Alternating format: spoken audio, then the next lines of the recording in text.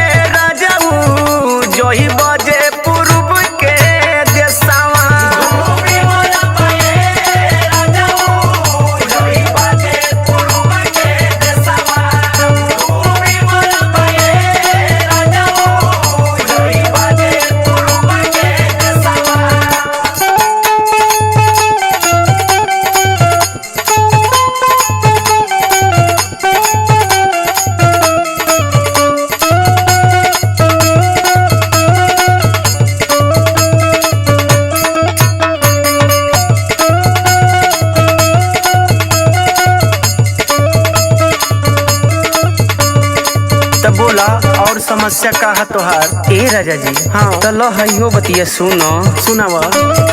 कबूले बैठी तोहार घरवा या गोरबा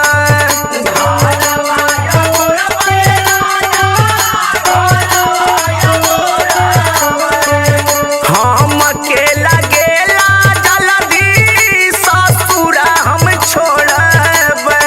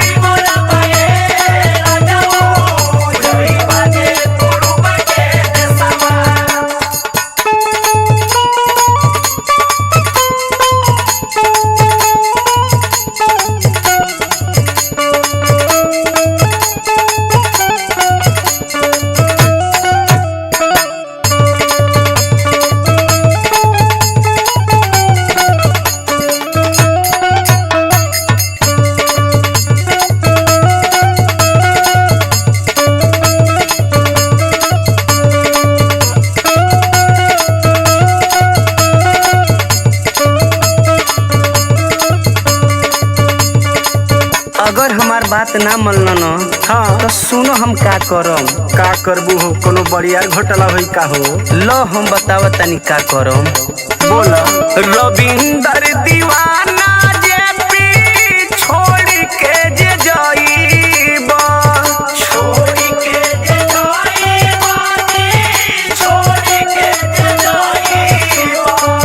सच कहतानी हमके देखे नाही पाईबा देखे नाही पाईबा राजाऊ देखे नाही पाईबा डूब